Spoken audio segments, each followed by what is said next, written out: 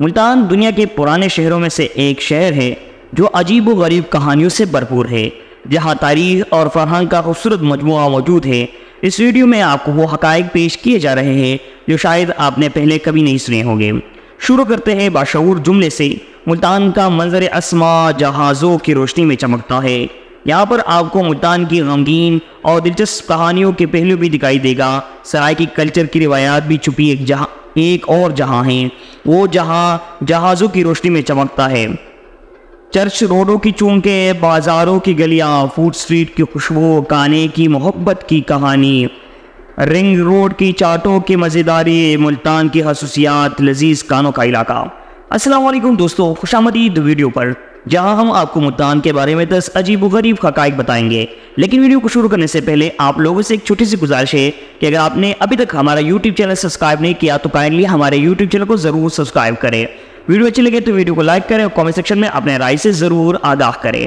تو چلیے چلتے ہیں ویڈیو کی طرف۔ نمبر 1، ملتان کی تاریخ۔ ہماری پہلی عجیب حقیقت ملتان کی تاریخ سے متعلق ہے۔ ملتان پاکستان کے پنجاب صوبے میں واقع ہے اور اس کی تاریخ 3000 سال پرانی ہے۔ اس کا قدیم نام ملواتا تھا جو گرم پانی کے معنوں میں ہوتا ہے۔ نمبر 2، ملتان کے بزرگ مساجد۔ ملتان میں کئی بزرگ مساجد واقع ہے، لیکن سب سے مشہور مسجد جامع مسجد ہے جو ملتان کی پرانی شہر فیصل آباد میں واقع ہے۔ اس کی تعمیر 17ویں صدی میں ہوئی تھی اور اس کی معماری خوبصورتی اور کاریگری کی وجہ سے دنیا بھر میں مشہور ہے۔ نمبر 3، روشنیوں کا شہر۔ ملتان کو روشنیوں کا شہر بھی کہا جاتا ہے کیونکہ یہ شہر دنیا بھر میں اپنی روشنیوں کی وجہ سے مشہور ہے۔ رات کو ملتان کے مناظر قدرت کو دیکھنے کے لیے ہزاروں لائٹس شہر کو روشن کر دیتے ہیں۔ نمبر 4، چولستان کے موسم۔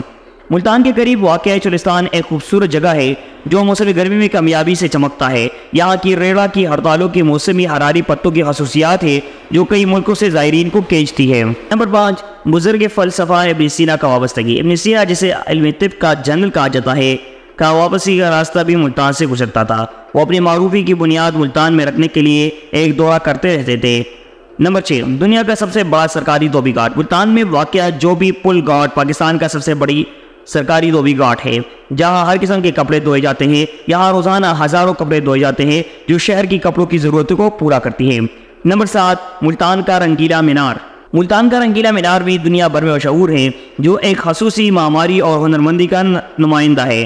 یہ مینار ملتان کے فروٹ روڈ پر واقع ہے اور اس کی بنیاد 1883 عیسوی میں رکھی گئی تھی۔ نمبر 8، سنگیت کا مرکز۔ ملتان پاکستان کا موسیقی کا ایک اہم مرکز ہے، خصوصاً قومی سنگیت کے شعبے میں۔ یہاں کے سنگیت کاروں اور موسیقاروں نے بین قومی اور بین الاقوامی سطح پر شہرت حاصل کی ہے۔ نمبر 9، سونے کی مساجد۔ ملتان میں سونے کی مسجد بھی واقع ہے جو اپنے انتہائی خوبصورت ذرائع تزئین اور سنگینی میں مشہور ہے۔ یہ مسجد واقعی میں سونے کے پتوں اور سانپوں کے نمونوں کی وجہ سے مشہور ہے۔ نمبر 10، لینگ لاہور اوٹوبان۔